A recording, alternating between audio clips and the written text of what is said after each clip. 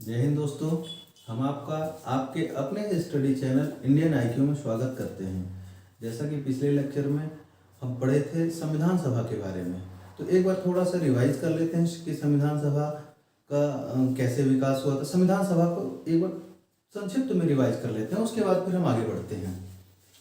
संविधान सभा के बारे में हम आपको ये बताए थे कि संविधान सभा क्या होती है, संविधान सभा में कैसे किन किन चरणों से होकर संविधान का निर्माण किया गया था, कौन कौन सी समितियां बनाई गई थी, फिर कैसे कैसे संविधान सभा फिर संविधान सभा के द्वारा कब हमारा संविधान अंगीकृत किया गया, फिर कब लागू किया गया, ये सब हम देखे थे। तो संविधान सभा के बारे में थोड़ी सी जानकारी हम बताएंगे आपको कि संविधान सभा के बारे में 3 चरण बताएंगे आपको। फिर ये बताएंगे कि वो कौन कौन से चरण थे, उसकी प्रकृति क्या थी, इतनी जानकारी हम आपको देंगे। तो ये चरण है, ये उसकी अवधि है और ये उसकी प्रकृति है। ठीक है। चरण नंबर 1 ये था, आपको पता है कि 9 दिसंबर 1946 को संविधान सभा की पहली बैठक हुई थी। ठीक है, जिसमें डॉक्टर सच्चिदानंद सिन्हा को अस्थायी अध्यक्ष चुना गया था। और उसके बाद 11 दिसंबर 1946 को संविधान सभा का स्थायी अध्यक्ष चुना गया था, जो कौन थे? डॉक्टर राजेंद्र प्रसाद। ठीक है। फिर 13 दिसंबर 1946 को उद्देश्य प्रस्ताव पंडित जवाहरलाल नेहरू जी द्वारा प्रस्तुत किया गया था। फिर वही आगे चलकर 22 जनवरी 1947 को पारित हुआ था। ये सारी बातें हम पिछले लेक्चर में देख चुके हैं। हम बस आपको ये बताएंगे कि संविधान सभा की जो प्रकृति थी, संविधान सभा ने किन किन रूपों में कब कब अपना महत्वपूर्ण योगदान दिया है। तो 9 दिसंबर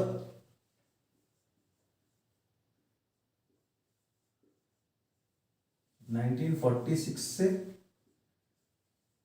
14 अगस्त 1947 तक। ठीक है। 9 दिसंबर 1946 से 14 अगस्त 1947 तक संविधान सभा किस रूप में अपना कर्तव्य का निर्वहन की थी।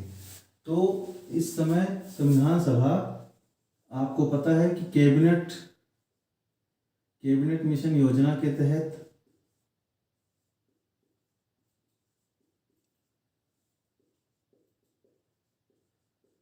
कैबिनेट मिशन योजना की सीमाओं के तहत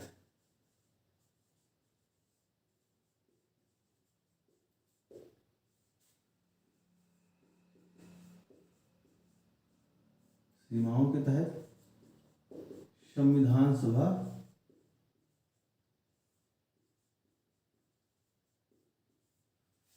कैबिनेट मिशन योजना की सीमाओं के तहत संविधान सभा के रूप में संविधान सभा ने अपना कार्य किया था। उसके बाद 9 दिसंबर के बाद 14 अगस्त के बाद आता है क्या? 15 अगस्त 1947, और फिर ये कब तक? 26 नवंबर 1949। ये डेट आपको याद होगा, ये दोनों बहुत इंपॉर्टेंट डेट है। आप लोग को तो ये याद ही होगा कि 15 अगस्त 1947 को हमारा देश स्वतंत्र हुआ था और 26 नवंबर 1949 को हमारे संविधान सभा द्वारा संविधान को अंगीकृत, अधिनियमित और आत्मार्पित किया गया था। तो अब इसमें इस काल अवधि में संविधान सभा ने किस रूप में अपना कार्य किया, तो ये आपको बता दें। इसमें संविधान सभा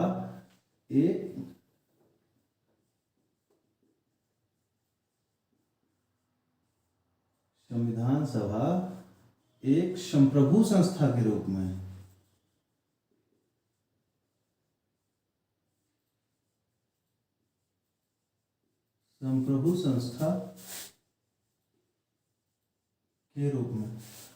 अगर आपको याद हो पिछले लेक्चर की बातें, इसके जस्ट पिछला वाला नहीं और पिछले लेक्चर में तो हम आपको जब राज्य की बात बताए थे, तो राज्य में बताए थे 4 तत्व होते हैं, जिसके तहत संप्रभुता, जनसंख्या, भूभाग और सरकार, ये 4 चीजें बताए थे।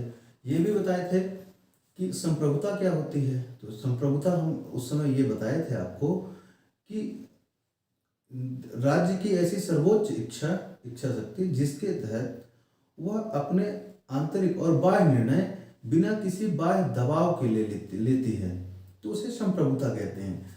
मतलब कि संविधान सभा एक संप्रभु संस्था के रूप में कार्य की। कब से कब तक? 15 अगस्त 1947 से 26 नवंबर 1949 तक। इसका मतलब ये है कि इसके बाद संविधान सभा अपने निर्णय स्वयं बिना किसी बाह्य दबाव के ले सकती थी और ली भी थी। क्यों? क्योंकि इसके पहले किसका दबाव था? ब्रिटिश सरकार। आपको पता है कि उस समय 15 अगस्त 1947 से पहले तो हमारा देश नहीं आज़ाद हुआ था ना। उस समय ओवरऑल किनका शासन था? अंग्रेजों का शासन था देश में। तो उस समय तो संप्रभु नहीं हो सकती थी। इसीलिए 15 अगस्त 1947 से 26 नवंबर 1949 तक संविधान सभा एक संप्रभु संस्था के रूप में थी। और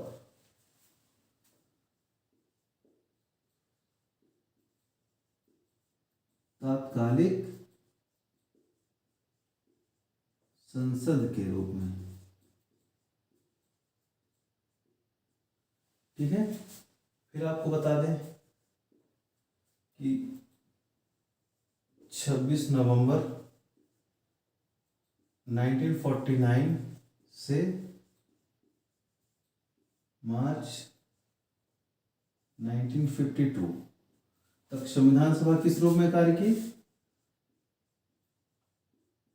तात्कालिक संसद के रूप में।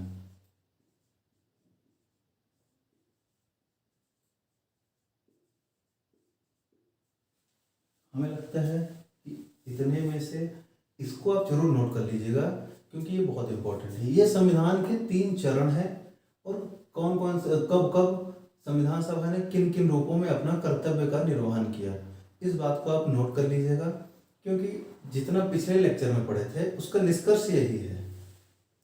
ठीक है दोस्तों, फिर अब हम आगे आज के लेक्चर में आते हैं। ये तो हमने पहले रिवाइज करवाया है। अगर सिलेबस आप लोगों के पास होगा तो आप लोग ये देखेंगे कि अब आगे हम पढ़ेंगे संविधान में कितने भाग थे, कितने अध्याय थे और कौन कौन से अनुच्छेद थे। ये सारी चीजें आज हम जानकारी लेंगे। तो आपको बता दें कि हमारे मूल संविधान में 395 अनुच्छेद। मूल संविधान का मतलब ये होता है कि जब हमारा संविधान लागू हुआ था, मीन्स 26 जनवरी 1950 को, तो उस समय हमारे संविधान में कितने भाग, कितने अनुच्छेद, कितनी अनुसूचियां थी, इसे कहते हैं मूल संविधान। मूल संविधान में 22 भाग थे। ठीक, 395 अनुच्छेद और 8 अनुसूचियां थी।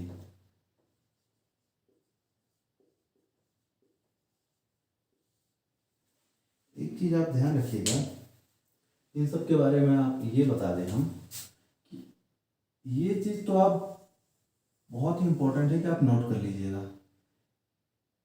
इसको अगर हम अनुच्छेद कहते हैं, ठीक, इसके अंदर क्या होगा? भाग होगा। अनुच्छेद को कई भागों में विभाजित किया गया है और भाग को कई अध्यायों में, अध्याय को कई अनुच्छेद में,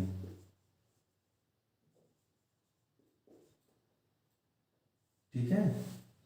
अच्छा, अब देखिए, भाग, अनुच्छेद, भाग, ये संविधान है, अनुच्छेद नहीं है।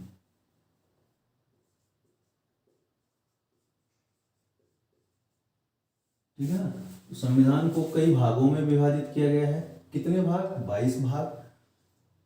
फिर कई उन भागों को कई अध्यायों में, और फिर उन अध्यायों में कई अनुच्छेद हैं। लेकिन अनुसूची कहाँ है? हमारे संविधान में अनुसूची को अलग ही स्थान प्रदान किया गया है। तो आप इसको ऐसे ले सकते हैं कि ये है अनुसूची।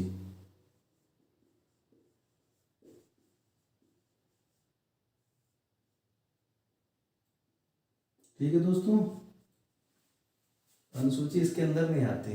क्यों?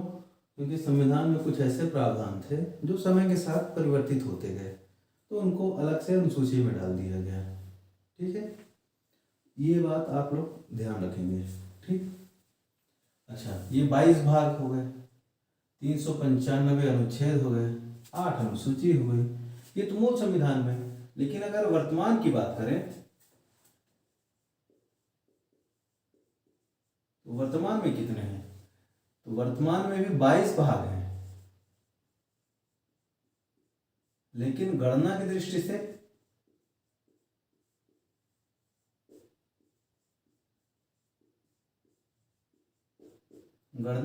से कितने हैं? 25 भाग हैं। ठीक है, अनुच्छेद कितने हैं? 395 भी हैं, लेकिन गणना की दृष्टि से अगर देखा जाए तो 470 है। ठीक है, 470 अनुच्छेद अभी तक हो गए हैं। अच्छा, ये 8 अनुसूची थी। ठीक, तो अभी ये 12 अनुसूची हो चुकी है। ठीक है दोस्तों, इस बात का आप लोग ख्याल रखेंगे। अभी वर्तमान में 12 अनुसूची संविधान में है, लगभग 470 अनुच्छेद हैं, 25 भाग हैं। क्या हुआ कि ये नंबर में तो 395 ही है, लेकिन जैसे मान लीजिए कि 51 है, 51 का हो गया। ठीक, फिर उसी तरह से 323A, 323B, इस तरह से ABCD इस फॉर्म में जुड़ते गए अनुच्छेद। लेकिन वो है कितने नंबर की दृष्टि से? तो 395 ही है, 395 से आगे नहीं बढ़े हैं। ठीक है, लेकिन अगर हम उनका जो सब क्लॉज है उनको भी ऐड करें तो 470 आर्टिकल है। और हमारे संविधान में, मूल संविधान में 22 थे, वर्तमान में 25 भाग हैं गणना की दृष्टि से। तो एक्चुअली क्या हुआ था कि 22 भागों में ना, 22 भागों में चार भाग जुड़े हैं। क्या हुए हैं? 4 भाग जुड़े हैं। ठीक, और 1 भाग माइनस हुआ है।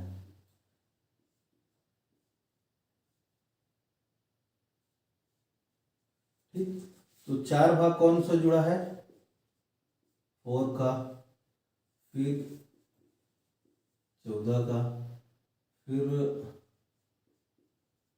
9 का, फिर 9 का। लेकिन हटा कौन सा है? तो भाग 7 हटा दी। इनके बारे में थोड़ा थोड़ा हम आपको जानकारी दे रहे हैं कि इन दोनों को 42वें संविधान संशोधन 42वां संशोधन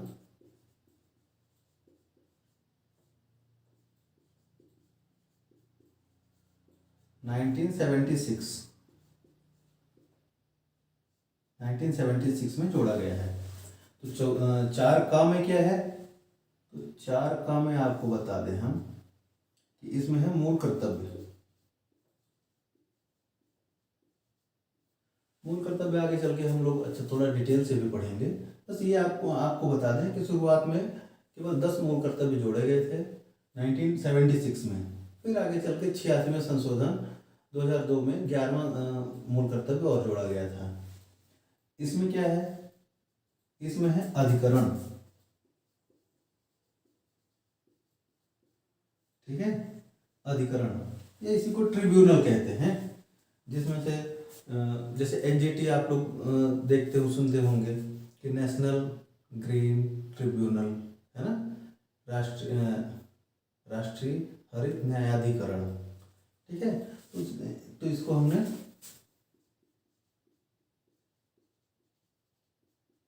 ट्रिब्यूनल हो गया। ठीक, 9 का में तो आपको पता है कि 9 का में हमने नगर पालिका को ऐड किया है। ये कब ऐड किए हैं? तो ये किए हैं 74वां संविधान संशोधन, 74वां संशोधन, ये संविधान संशोधन है ना, आप लोग देख लीजिए, देखिए संविधान संशोधन 1992, ठीक है ना। अच्छा, ये जो संशोधन होते हैं तो संशोधन के पश्चात अधिनियम बन जाते हैं। ठीक है, जब राष्ट्रपति जी के हस्ताक्षर हो जाते हैं किसी भी विधेयक में तो वो अधिनियम बन जाता है। ठीक, तो जैसे हम यहाँ लिखे हैं 42वां संविधान संशोधन अधिनियम 1976 है। ठीक है, हम यहाँ अधिनियम नहीं लिखे हैं तो ये आप लोग समझ जाइएगा। ठीक, तो 74वां संविधान संशोधन अधिनियम 1992 में नगर पालिका को एक अलग भाग के तहत जोड़ा गया। ठीक है, 9 ख में सहकारी समितियां,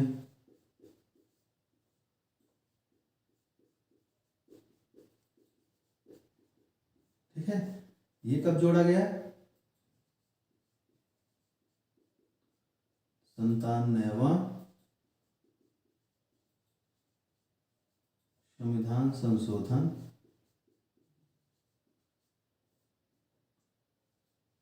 2012 में, 2012 में ये जोड़ा गया, सहकारी समितियों वाला क्लॉज जोड़ा गया है। ठीक है, ठीक, अब आपको ये भी बताए हैं कि एक भाग इससे हटा भी है जो कि 7वां भाग है। ठीक है, तो 7वें भाग को आपको हम ये बता दें कि ये हटा है, तो ये 1956 में,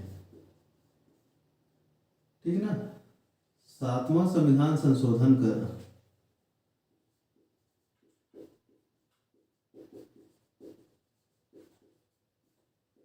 7वां संविधान संशोधन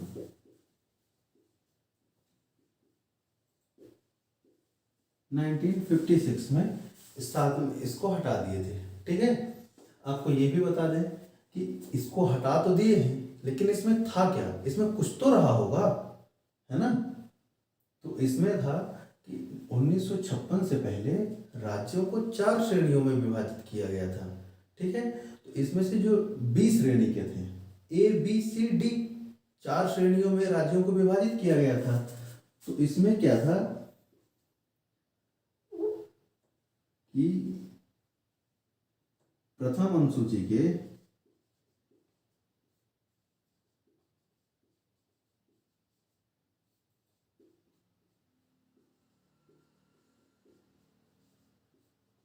बीस श्रेणी के राज्यों को इसमें रखा गया था। ठीक है, 20 श्रेणी के। ठीक, आपको ये और जानकारी दे दें कि 1956 से पहले, ठीक है, राज्यों के चार श्रेणियां थी, है ना, A, B, C और D। A में 9 राज्य थे, ठीक, B में 5 राज्य थे, C में 5 राज्य थे और D में 2 थे। 1956 से पहले राज्यों की कितनी श्रेणियां थी? 4 थी। ए में 9 राज्य थे, ठीक, जो ब्रिटिश प्रांत थे, ब्रिटिश प्रांतों को इसमें रखा गया था। ठीक, बी में किसे रखा गया था? तो बी में रखा गया था जो कमिश्नरी क्षेत्र थे उनको रखा गया था। इसके पहले हम बताए थे ना, जब संविधान सभा का चुनाव हुआ था तो उसमें से 389 सदस्यों में से जो 296 सदस्य थे, तो 296 में से 292 ब्रिटिश प्रांतों से लिए गए थे, निर्वाचित हुए थे, और जो 4 सदस्य थे वो कहाँ से? कमिश्नरी क्षेत्रों से लिए गए थे, और बचे हुए 93 सदस्य उनका मनोनयन के लिए देशी रियासतों के लिए छोड़ दिया गया था। तो देखिए, ये ब्रिटिश प्रांत, ठीक है,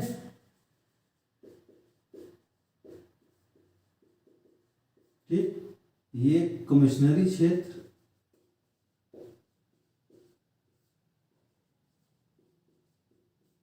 ये देसी रियासत, ठीक।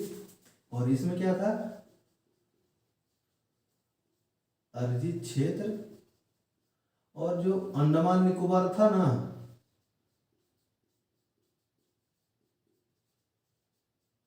अंडमान निकोबार द्वीप समूह, उसको इसमें रखा गया था, ठीक है।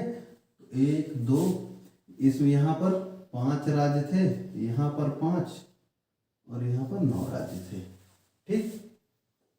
तो अब देखिए, आपको ये बताया कि 7वां संविधान संशोधन 1956 द्वारा 56 में क्या था, 7वें भाग में तो प्रथम अनुसूची के 9 श्रेणी, या मतलब 20 श्रेणी के राज्यों को इसमें रखा गया था। मतलब कि जो कमिश्नरी क्षेत्र थे उनको इसमें रखा गया था 7वें भाग में। तो इसमें कौन कौन से राज्य आते हैं, अगर आपको नोट करना हो तो आप नोट भी कर सकते हैं। इसमें जम्मू कश्मीर आता है, ठीक, हैदराबाद आता है, मैसूर आता है, ठीक है। इसमें कौन कौन से आते हैं, जम्मू कश्मीर, हैदराबाद, मैसूर आता है। अच्छा, ये भी बता दें आपको कि जम्मू कश्मीर और हैदराबाद, इनका भारत में विलय कब हुआ था। तो जम्मू कश्मीर का तो आपको पता है कि 26 अक्टूबर 1947 को विलय हुआ था, ठीक है। कब हुआ था, 26 अक्टूबर 1946 में, और इसका 1948 में। अच्छा, ये भी आपको याद दिला दें कि उस समय पर 3 ऐसी रियासतें थी जिनका भारत में विलय कराया गया था, मतलब बड़ी रियासतें थी, ठीक। एक तो जम्मू कश्मीर थी, एक हैदराबाद थी, ठीक है। और इन दोनों के बीच में एक थी जूनागढ़। तो 9 नवंबर 1947 को जूनागढ़ का भी विलय भारत में कराया गया था। इसका तो विलय पत्र के द्वारा हुआ था, है ना। फिर 9 नवंबर 1947 को जूनागढ़ का भी विलय भारत में कराया गया था, ठीक है। कभी अगर ऐसा क्रम आए कि जम्मू कश्मीर, जूनागढ़ और हैदराबाद का इनका भारत में विलय का क्रम बताइए, तो आप ध्यान रखिएगा, ठीक है ना। पहले जम्मू कश्मीर होगा, फिर जूनागढ़ होगा, ठीक है। इसीलिए जूनागढ़ का स्थापना दिवस कब, 9 नवंबर 1947, ठीक है। याद रखिएगा, ये इन राज्यों में नहीं आता, 20 श्रेणी के राज्यों में नहीं आता है जूनागढ़, ठीक है। ये तो हम आपको एक्स्ट्रा जानकारी बता रहे हैं। तो जम्मू कश्मीर, हैदराबाद, मैसूर, मध्य भारत, इसके बाद कौन सा आएगा, मध्य भारत आएगा, फिर पटियाला वो पूर्वी पंजाब आएगा, ठीक है। इसके बाद पटियाला हुआ पूर्वी पंजाब,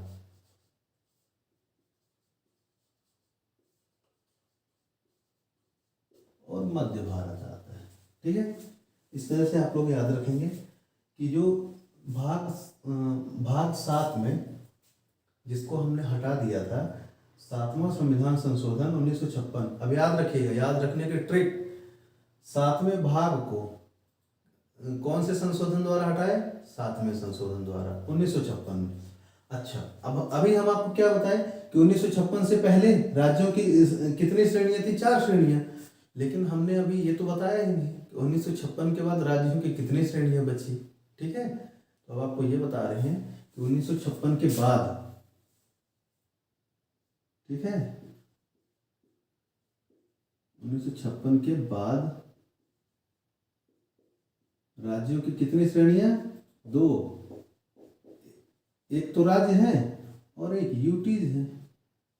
यूटीज का मतलब होता है संघ शासित क्षेत्र, है ना, यूनियन टेरिटरीज। तो राज्य कितने हैं वर्तमान में, 28, और यूटीज कितनी है, 8 है। ठीक है, तो ये सारी चीज़ें हमने अभी आपको बता दिया कि कितने भाग जुड़े हैं, ठीक, और कितने भाग हटे हैं।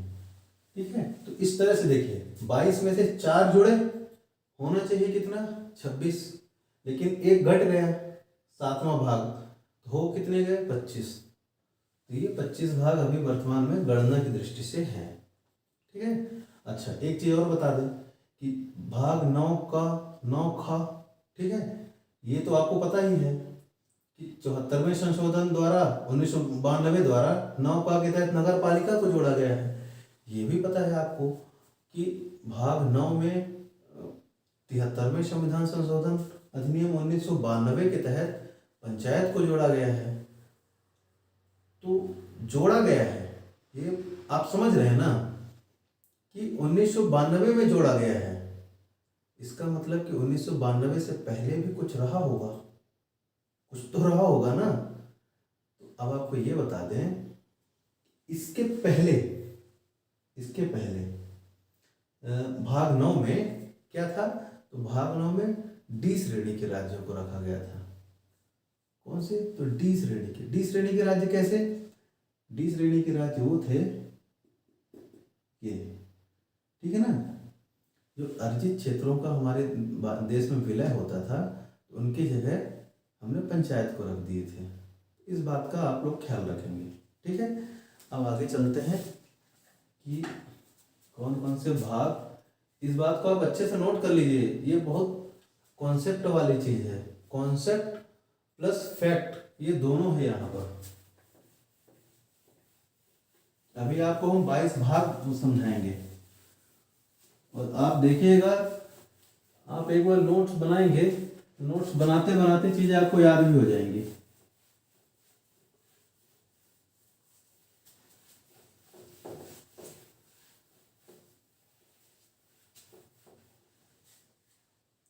अब हम लोग देखेंगे कैसा कि यहाँ पर देखेंगे,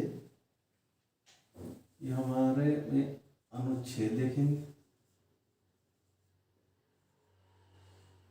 अच्छा ये भी आपको बता दें, यहाँ पर देखेंगे भाग,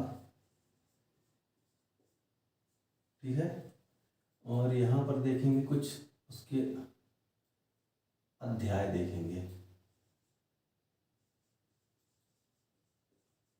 ठीक, और इससे यहाँ पर देखेंगे संबंधित उपबंध, संबद्ध विषय।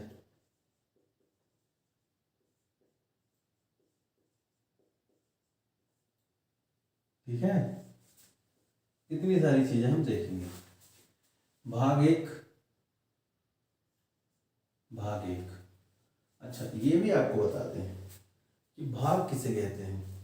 तो एक जैसे प्रावधानों के अनुच्छेदों को एक ग्रुप में रखना भाग कहलाता है।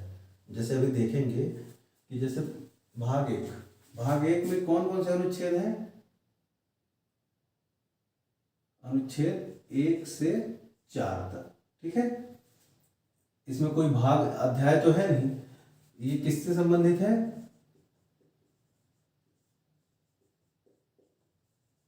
संघ और उसके राज्य क्षेत्र।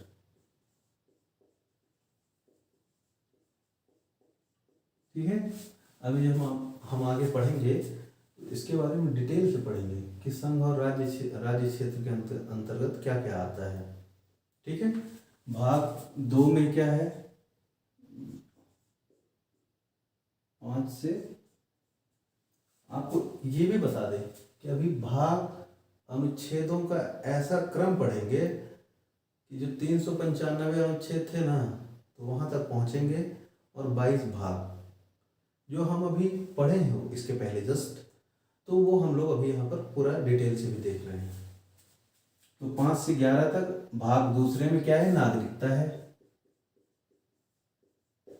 ठीक, भाग 3 में क्या है, 12 से 35 तक मूल अधिकार है। ठीक है, भाग 4 में क्या है, 36 से 51 तक DPSP, या फिर इसको आप ये कह सकते हैं राज्य के नीति निदेशक तत्व।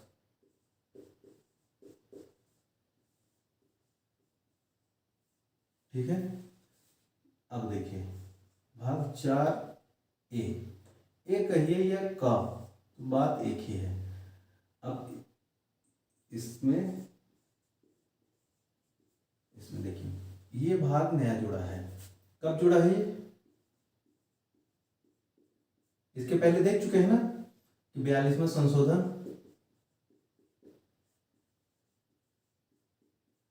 1976 को जुड़ा है। तो इसके तहत क्या जोड़ा गया है? इसके तहत जोड़ा गया है मूल कर्तव्य। ठीक है, अब भाग पांच में क्या, कहां से कहां तक अनुच्छेद? 51 तक तो हो गया, 52 से 151 तक। ठीक है, इसमें क्या है? इसमें है संघ सरकार। ठीक है, अब इसमें ये जो अध्याय है ना, तो यहां से शुरुआत होती है। ठीक, तो यहां से हम आपको ये बताते हैं कि इसमें भाग 5 में कितने अध्याय हैं? 5 अध्याय हैं। ठीक है, जिसके तहत हम आपको एक बार बता दें ओरली, फिर आपको रिटर्न में दे देंगे कि भाग अध्याय 1 में है संघ की कार्यपालिका है। ठीक, फिर अध्याय 2 में क्या है? संसद है। अध्याय 3 में क्या है? राष्ट्रपति की विधायी शक्तियां हैं। अध्याय 4 में क्या है? संघीय न्यायालय है। और अध्याय 5 में क्या है? भारत का नियंत्रक एवं महालेखा परीक्षक, मतलब कैग। ठीक है, ये सारी चीजें हैं। ठीक है, आप लोग ये बात ध्यान रखिएगा। तो अध्याय 1 में क्या है?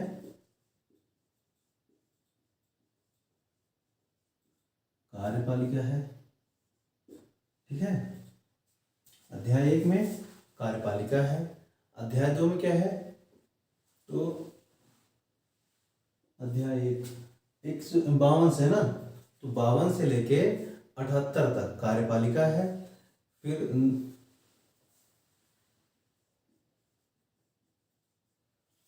फिर दूसरे में क्या है?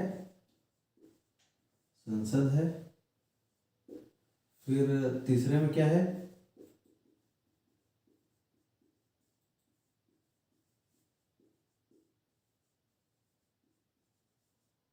राष्ट्रपति की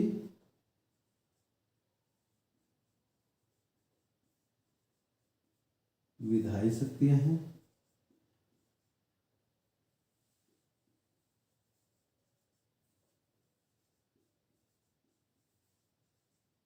संघीय न्यायालय है। और भाग 5 में है कैग है। कैग को क्या कहते हैं? भारत का नियंत्रक एवं महालेखा परीक्षक।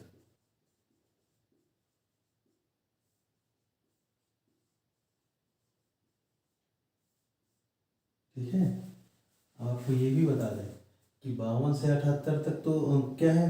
कार्यपालिका है। ठीक है, फिर 79 से 122 तक संसद है। ठीक, 123 से लेके 123 में तो मान लीजिए इसकी विधायी शक्तियां हैं। आपको पता है अनुच्छेद 123 में राष्ट्रपति की राष्ट्रपति को अध्यादेश जारी करने की शक्ति प्राप्त है। ठीक है, संघीय न्यायालय में क्या 124 से लेके 147 तक है।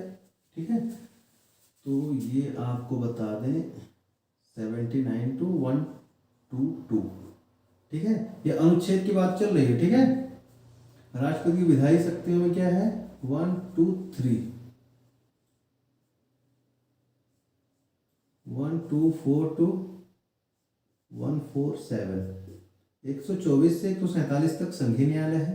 कैग के बारे में कहाँ तक है? 148 to 151। ठीक है, ये इतनी महत्वपूर्ण जानकारी है कि इससे आप जब आगे पढ़ेंगे तो आपको चीज़ों को समझने में बहुत आसानी होगी। ठीक है, कि संघ सरकार को कितने भागों अध्याय में बांटा गया है, तो 5 अध्याय में। 5 अध्याय कौन कौन से? कार्यपालिका है जो कि 52 से 78 तक है अनुच्छेद। ठीक है, दूसरे में क्या है? दूसरे अध्याय में संसद है जो कि 79 से 122 तक है। तीसरे अध्याय में क्या है? राष्ट्रपति की विधायी शक्तियां हैं जो कि अनुच्छेद 123 में है। राष्ट्रपति की अध्यादेश जारी करने की शक्ति। फिर अध्याय 4 में संघीय न्यायालय है जो कि 124 से लेकर 147 तक है। फिर अध्याय 5 में कैग है जो कि अनुच्छेद 148 से लेके 151 तक है। ये देखिए 52 से लेके 151 तक संघ सरकार देख लिए ना। अब देखते हैं 152 से लेके 237 तक, ये भाग 6 हो गया। और इसमें हम क्या देखते हैं? राज्य सरकार। ठीक है, अब जिस तरह से 5 अध्याय इसमें देखे हैं, तो राज्य इससे एक कदम आगे बढ़ के 6 अध्याय है इसमें। ठीक है, इसमें भी सेम टू सेम उसी तरह है। इसमें अध्याय 1 में क्या है? इसमें सामान्य बातें हैं। ठीक, अध्याय 2 में क्या है? अब जैसे यहाँ पर कार्यपालिका, तो यहाँ पर राज्य की कार्यपालिका है।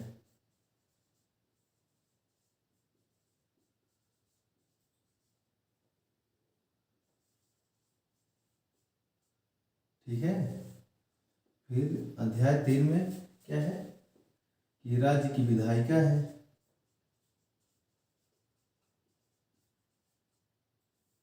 फिर 4 में क्या है?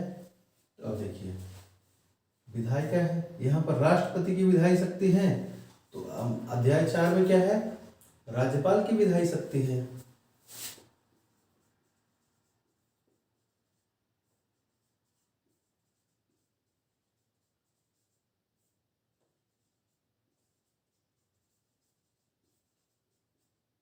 ठीक, इसमें 5 में क्या है? तो देखिए यहाँ पर संघीय न्यायालय था, तो यहाँ पर राज्य में क्या होता है? राज्य में उच्च न्यायालय होता है जिसे हाई कोर्ट कहते हैं, और अधीनस्थ न्यायालय, ये तो होते हैं ना। ये देखिए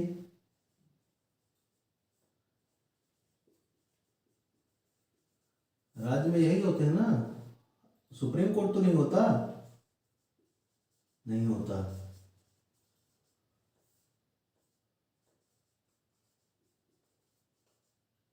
अधीनस्थ न्यायालय। ठीक है, अब देखिए 6 में हम क्या पढ़े थे? इसमें अध्याय 5 में संघ सरकार में क्या पढ़े? कैग पढ़े थे। और इसमें इन दोनों को अलग अलग कर दिया गया है। ठीक है, तो इसमें अधीनस्थ न्यायालय यहाँ पर है, अधीनस्थ न्यायालय।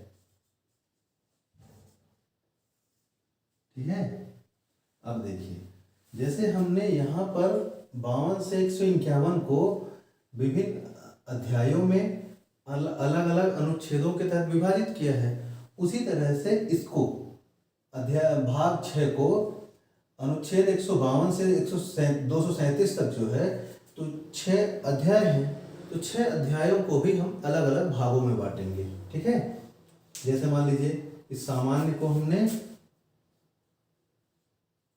152वें अनुच्छेद में सामान्य बातें हैं इसमें। ठीक है, उसके बाद राज्य की कार्यपालिका को 152 से लेकर 167 तक हमने रखा है। ठीक है, फिर 153 से 67 तक। ठीक, फिर राज्य की विधायिका को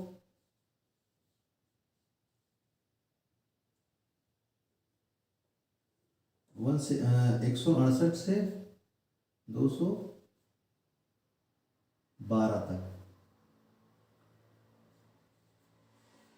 ठीक, जैसे अब देखिए यहाँ पर राष्ट्रपति की विधायी शक्ति है 123 अनुच्छेद में। विधायी शक्ति मतलब कि अध्यादेश जारी करने की शक्ति। तो यहाँ पर राज्यपाल की विधायी शक्ति मतलब कि राज्यपाल की अध्यादेश जारी करने की शक्ति। तो यहाँ एक एक दो तीन है, तो यहाँ राज्यपाल की कितनी हो जाएगी, 2 1 3। देखिए इसी से आप निकाल सकते हैं 1 2 3 2 1 3। ठीक है, इस बात को आप ध्यान रखेंगे। फिर देख लीजिए कि उच्च न्यायालय के लिए कहाँ कौन कौन से अनुच्छेद में प्रावधान है, तो 214 से लेके 232 तक। ठीक है, 214 से लेके 232 तक, और ये 233 से लेके 237 तक। अगर यहाँ पर थोड़ा कट रहा होगा, नहीं दिखेगा, तो आप लोग जो हम बोल रहे हैं उस बात से आप लिख लीजिएगा। ठीक है, कि अधीनस्थ न्यायालय 233 से लेके 237 तक। ठीक, इस बात का आप लोग ध्यान रखेंगे। अब चलेंगे हम लोग 7वें अध्याय। तो आपको बता ही दिए हैं कि 7वें अध्याय को तो समाप्त कर दिया गया है, निरसित कर दिया गया है 7वां संविधान संशोधन 1956 के में। ठीक है, तो 7वें भाग में क्या था, तो 7वें भाग में अभी बताया था ना कि राज्यों की 20 श्रेणी को रखा गया था। ठीक है, तो हम लोग 237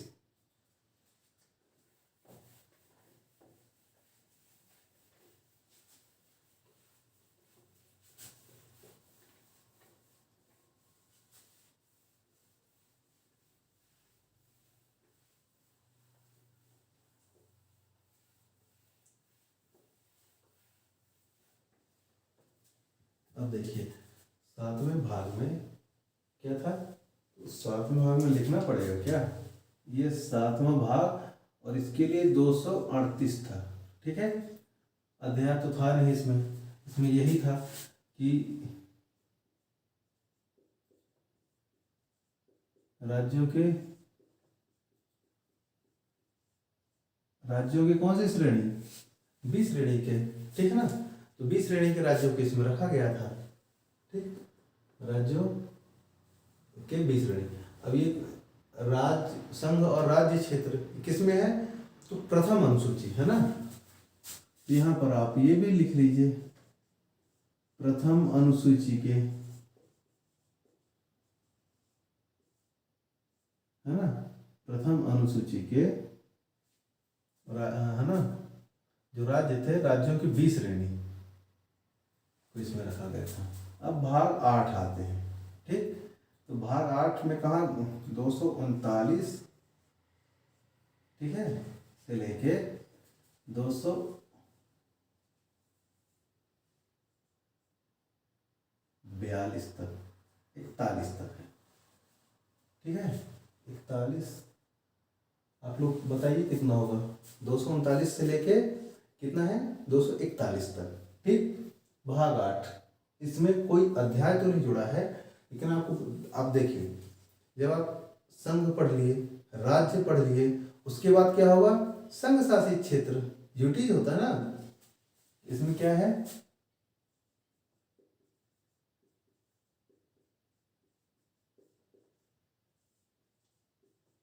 संघ शासित क्षेत्र। ठीक है, 241, 242 को भी निरसित कर दिया गया है। ठीक है, अनुच्छेद 242 को निरसित कर दिया है। ये भाग 8 के अंतर्गत ही था, 242 को ही निरसित कर दिया गया है। ठीक, अब भाग 9 में, भाग 9 तो खैर हमें लगता है जग जाहिर है कि ग्राम पंचायतों के प्रावधान को जोड़ा गया है ना, तो 243 से लेके 243 ओ तक। अब ये ध्यान रखिएगा कि 243 ए से लेके 243 ओ नहीं है, बल्कि 243 से लेके 243 ओ तक है। ठीक है, जिसके तहत पंचायतों के प्रावधान को जोड़ा गया है। ठीक है ना, पंचायतों के प्रावधान को जोड़ा गया है। ठीक, फिर आपको ये भी बता दें, 9 में क्या है, 243 पी से लेके 243 जेड जी तक है ना, नगर पालिका है। ठीक, फिर आपको ये भी पता है कि 9ख भी जुड़ा है। 243 ZH से लेके ZT तक जुड़ा है, जिसके तहत सहकारी समितियों का प्रावधान है। सहकारी समितियों को जोड़ा गया है। आपको ये पता है ना कि भाग 9 और 9 का 73वें और 74वें संविधान संशोधन अधिनियम 1992, 73वां और 74वां संविधान संशोधन अधिनियम 1992 के तहत भाग 9 और भाग 9 का इन दोनों को जोड़ा गया है। ठीक है, इसको 73वां और इसको 74वां संशोधन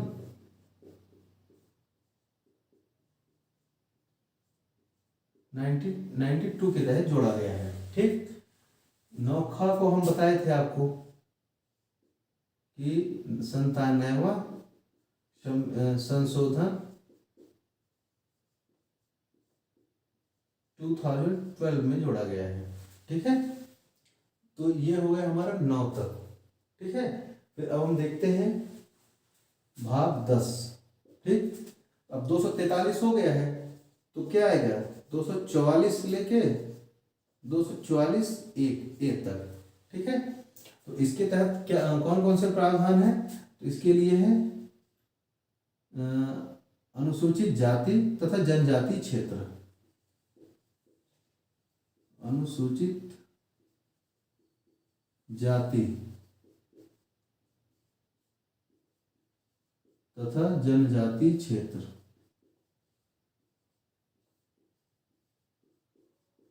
भाग अनुच्छेद अध्याय अगर आज आप पढ़ लिए हैं तो ये आपको खुद अपने आप में यकीन होगा कि इसके बाहर तो कुछ है नहीं।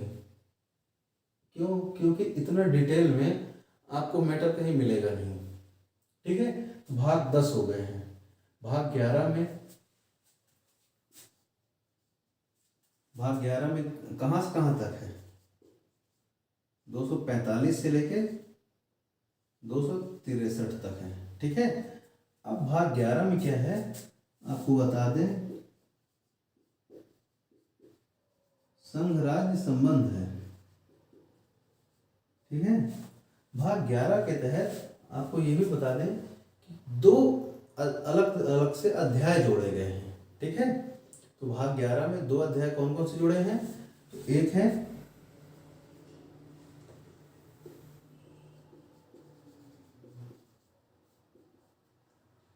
अध्याय 1, अध्याय 2। इसमें क्या है, विधायी संबंध है। ठीक, और इसमें क्या है,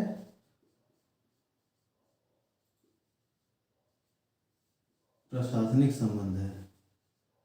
ठीक, तो विधायी संबंध अब देखिए 245 से 263 तक है। ठीक, तो ये दोनों अध्याय इन्हीं अनुच्छेदों के मध्य विभाजित होगा। ठीक, तो 245 से लेकर 255 तक विधायी संबंध है। ठीक है, 245 to 255। ठीक, 245 से 255 तक संघ राज्य के मध्य विधायी संबंध है। ठीक, और 256 से लेकर 263 तक प्रशासनिक संबंध है। ठीक, अब हम अगला देखते हैं भाग 12। भाग 12 अब देखिए 263 से है तो ऑब्वियस सी बात 264 से लेके 300 का तक है। ठीक, अब इसके तहत 4 अध्याय नए नए जोड़े गए हैं। ठीक, तो कौन कौन से 4 अध्याय हैं ये आप देखिए। अध्याय 1, अच्छा इसके तहत हम आपको यही बता दें कि संघ और राज्य के मध्य जो वित्तीय संबंध है उनको जोड़ा गया है। ठीक है, भाग 12 का नाम क्या है, तो ये तो खैर नीचे आ जाएगा,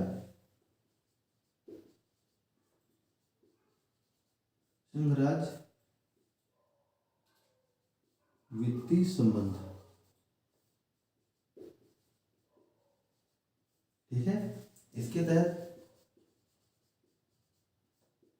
अध्याय 1 है। ठीक है ना, तो क्या है? वित्त। 2 में क्या है? ऋण। ऋण का मतलब ये होता है जो उधार लिया जाता है, जैसे राज्य संघ से उधार लेते हैं, ठीक है। 3 में क्या है? संपत्ति, संविदाएं और प्राधिकार, ठीक है। इस बात का ध्यान रखेंगे। 3 में क्या है? संपत्ति, संविदा व प्राधिकार, ठीक है। और 4 में क्या है? संपत्ति का अधिकार।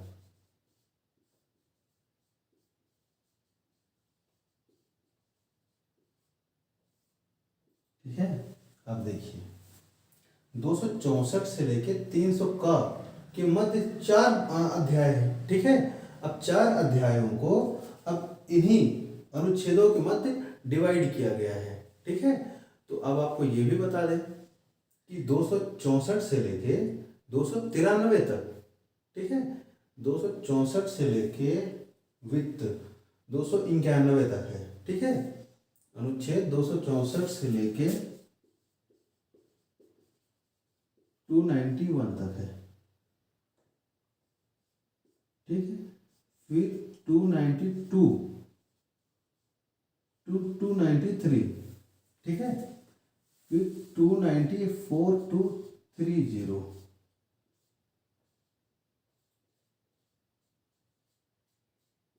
ये हुआ, ये प्रॉपर डिवाइड हो गया, ठीक है। देखिए वित्त के लिए संघ और राज्य के मध्य वित्तीय संबंध है ना। पहला अध्याय में वित्त है जो कि 264 से लेके 291 तक है, ठीक। फिर आप देखते हैं कि ऋण मीन्स उधारी, ठीक, तो 292 से लेके 293 तक है। फिर संपत्ति, संविदा, प्राधिकार, ये सब किसमें है? 294 से लेके 300 तक है। फिर संपत्ति का अधिकार 300 कम है। अब आपको ये भी बता दें कि जो संपत्ति का अधिकार है इसके पहले इसको कब जोड़ा गया है? तो इसको 44वें संविधान संशोधन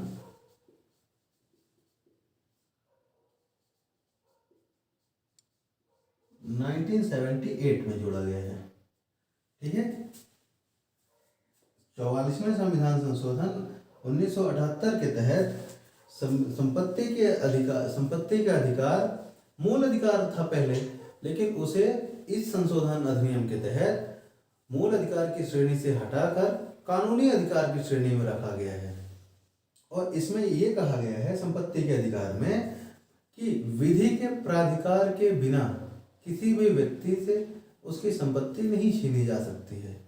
इसका मतलब कि ये पहले किस में था? मूल अधिकार में था, और मूल अधिकार का हनन नहीं किया जा सकता था। मतलब कि अगर मान लीजिए कि कोई हाईवे बनाना है, तो हाईवे तो एक जन कल्याण के लिए होगा ना, सभी के कल्याण के लिए होगा, सभी का विकास होगा, मानव जाति का विकास होगा। और मान लीजिए कि किसी व्यक्ति का रास्ते में कोई जमीन या घर पड़ता है, अब वो 1978 से पहले तो देने से मना कर देगा, तो सरकार उसे छीन नहीं सकती। क्यों? क्योंकि मूल अधिकारों का हनन नहीं किया जा सकता।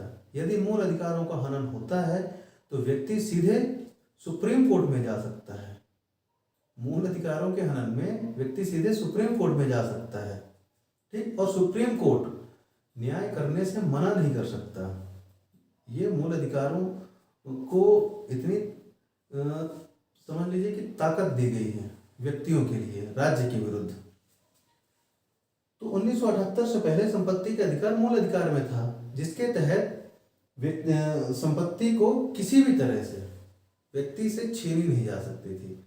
इस वजह से अलग से संविधान संशोधन करना पड़ा, और फिर संपत्ति के अधिकार को कानूनी अधिकार में रख दिया गया, अलग से अध्याय जोड़ा गया, ठीक। भाग 12 में अध्याय 4 जोड़ा गया, जिसके तहत अब ये हो गया है कि विधि का प्राधिकार का मतलब ये होता है कि यदि सरकार को लगता है, सरकार जन कल्याण के लिए कोई योजना बनाती है और उसे क्रियान्वित करने के लिए यदि किसी का जमीन एक्वायर करना हो, लेना पड़े, तो वो फिर इस आधार पर नहीं जा सकती न्यायालय कि उसे पर्याप्त मुआवजा नहीं मिला है।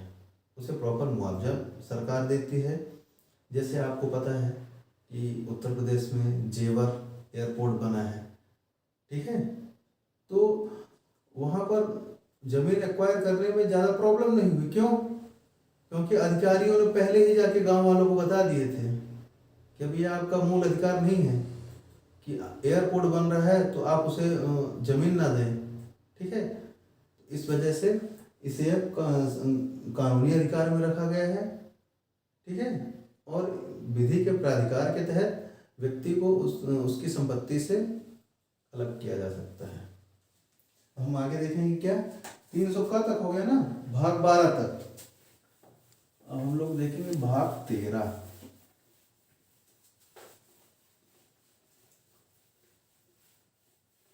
एक बार ये सारे भाग और अनुच्छेद पढ़ने का मतलब ये होता है कि आप पूरे संविधान से गो थ्रू हो रहे हैं।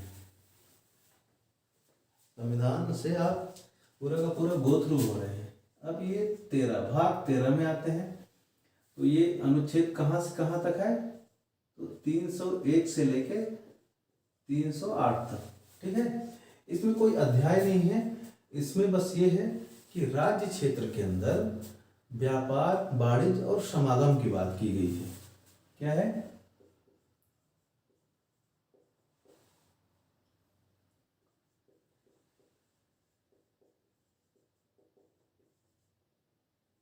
राज्य क्षेत्र के अंदर व्यापार, वाणिज्य व समागम की बात की गई, ठीक है।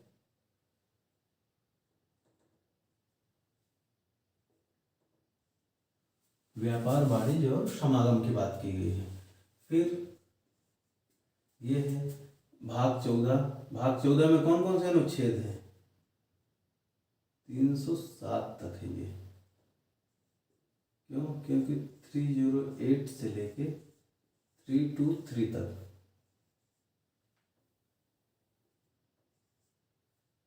ये है। अब इसमें 2 अध्याय है। इसमें क्या है? संघ राज्य के अधीन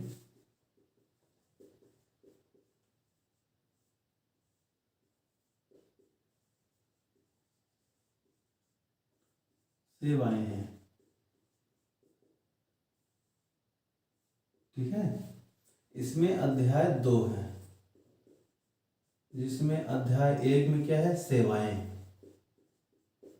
ठीक है। जैसे अखिल भारतीय सेवाएं हैं, संघ की सेवाएं हैं, राज्य की सेवाएं हैं, ये है। तो सेवाएं कहाँ से कहाँ तक? अनुच्छेद 3082 314 314 तक।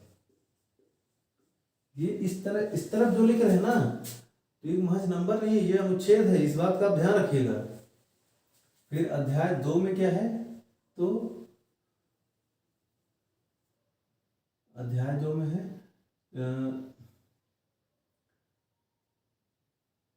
अध्याय 2 में है संघ लोक सेवा आयोग और लोक सेवा आयोग है। लोक सेवा आयोग 315 से लेके 323 तक, ठीक है। लोक सेवा आयोग के अंतर्गत आता है कि जैसे संघ लोक सेवा आयोग, जिसे आप यूपीएससी कहते हैं, ठीक है ना। फिर आपका अलग अलग स्टेट के, जैसे यदि आप उत्तर प्रदेश के हैं तो यूपीपीएससी, मध्य प्रदेश के हैं तो एमपीपीएससी, बिहार के हैं तो बिहार पीएससी। इस तरह से राज्य लोक सेवा आयोग, संघ लोक सेवा आयोग, इस तरह से आते हैं। फिर आपको ये भी बताए थे जब भाग हम पढ़ रहे थे तो ये बताए थे कि 14 का अलग से जुड़ा था, और इसमें 323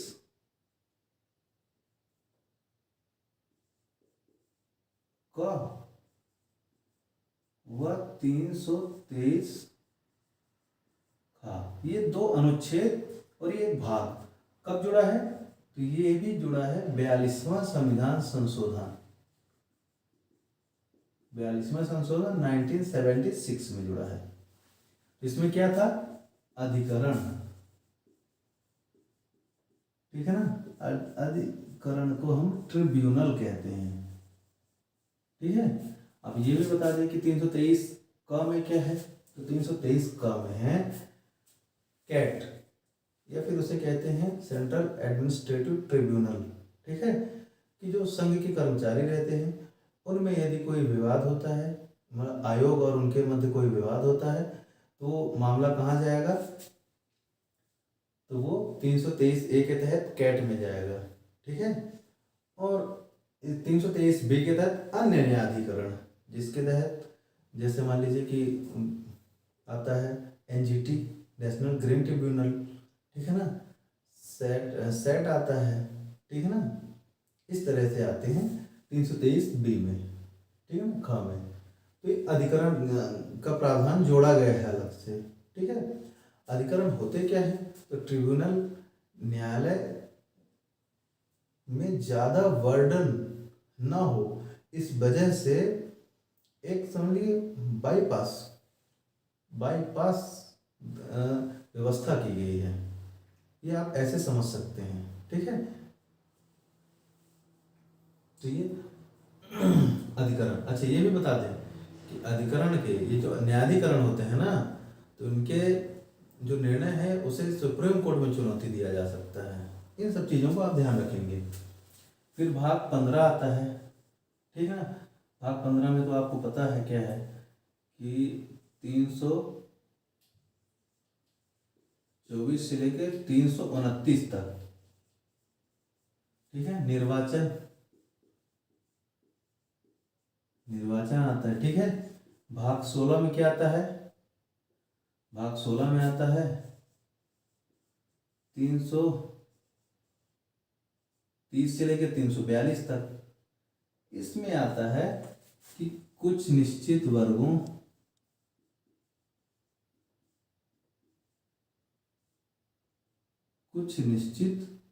वर्गों जैसे कि SC ST OBC के लिए आरक्षण के लिए विशेष उपबंध या आरक्षण के हैं, वही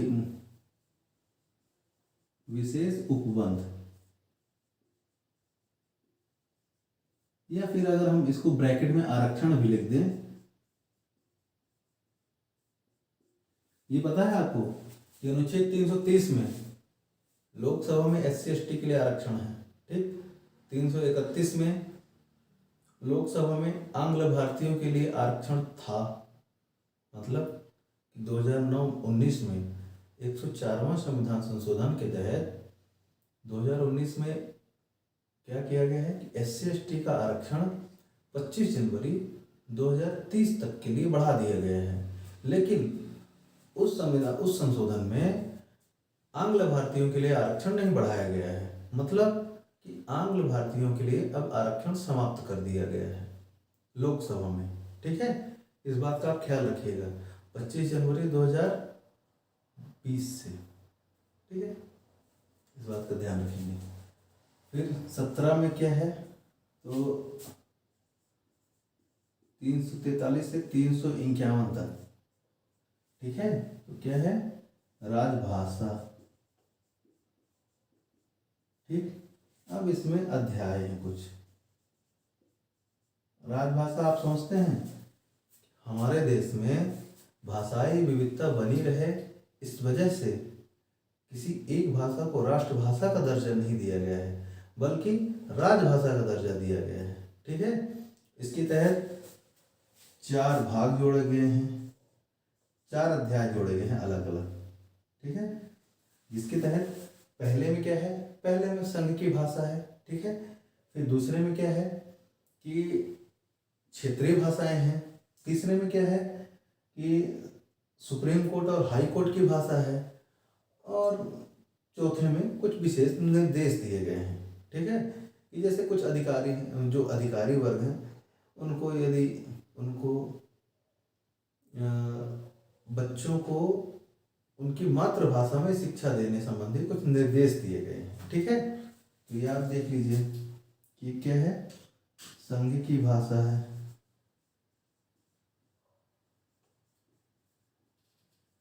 ठीक है, अध्याय 1 में संघ की भाषा है 343 से लेके 344 तक। ठीक है, फिर है कितना है 343 से 344। फिर क्या है, क्षेत्रीय भाषा है। ठीक है, 345 से लेके 347 तक है। ठीक है, फिर सर्वोच्च न्यायालय, सर्वोच्च न्यायालय व उच्च न्यायालय, उच्च न्यायालय की भाषा है। ठीक है, तो ये कितना है 348 टू 349। ठीक है, 349 तक है। फिर कुछ विशेष निर्देश दिए गए हैं, विशेष निर्देश दिए गए हैं।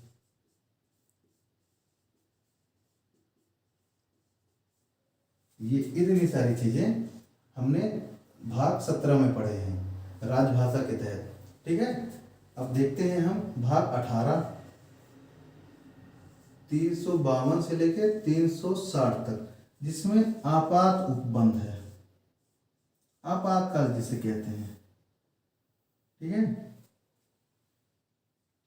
ये हम देखते हैं। ठीक है, फिर 19 में क्या है, भाग 19 में है 361 से लेके 367 तक। इसमें क्या दिया गया है, इसमें प्रकीर्ण की बात कही गई है। मतलब कि इसमें यह कहा गया है कि अन्य मिश्रित तथ्य, ठीक है, इसमें जो भी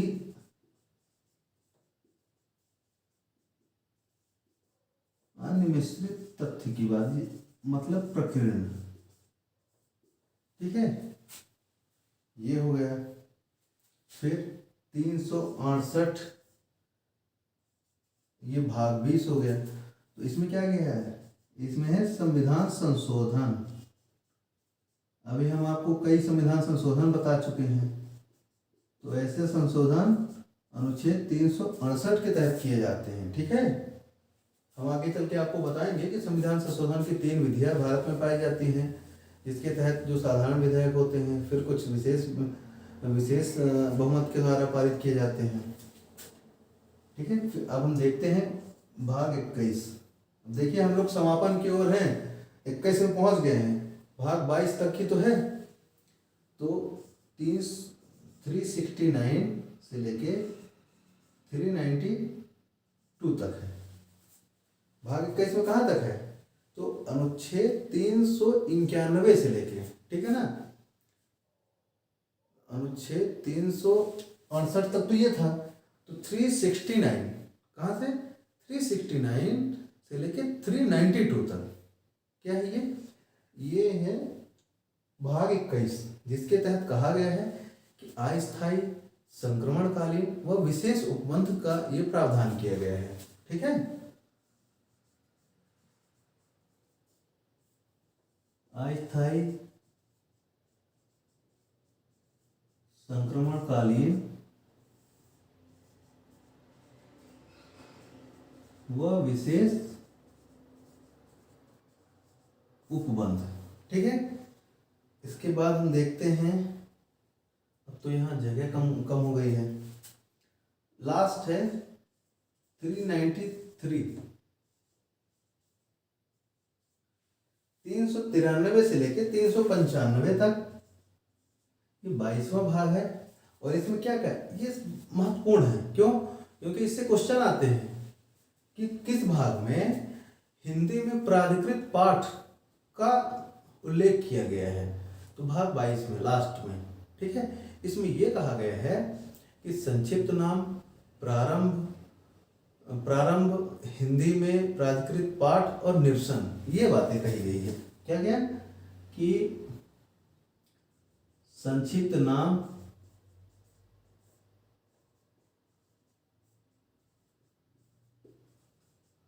अगर आपको न दिखे ना तो जो हम बोल रहे हैं उसी को आप लिख लीजिएगा।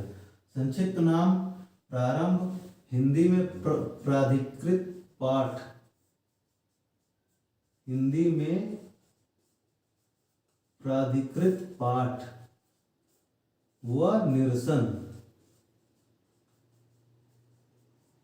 निरसन का मतलब ये होता है कि संविधान की समाप्ति, किसी भी बुक की समाप्ति पर निरसन का यही मतलब होता है कि अब यहाँ से ये चैप्टर क्लोज होता है। इस तरह से आज के लेक्चर में हमने क्या क्या देखा कि संविधान में उसमें कितने भाग थे, कौन कौन से वो उसमें अनुच्छेद थे, कौन किस भाग में कितने अनुच्छेद थे। फिर हमने ये भी अलग अलग कैटेगराइज कर दिया कि एक भाग में कितने अध्याय थे। ठीक, उन अध्यायों को भी हमने अनुच्छेदों के तहत अलग अलग विभाजित किया गया है।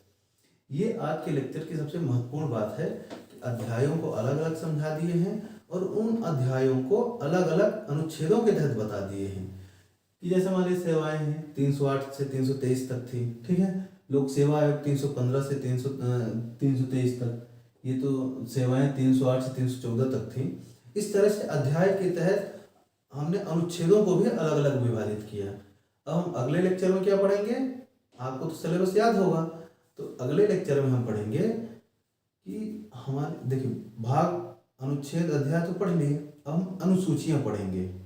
ठीक है, जो मूल संविधान में 8 अनुसूचियां थी और वर्तमान में 12 अनुसूचियां हैं। तो हम अनुसूचियों के बारे में अगले लेक्चर में पढ़ेंगे। ठीक है दोस्तों, जय हिंद।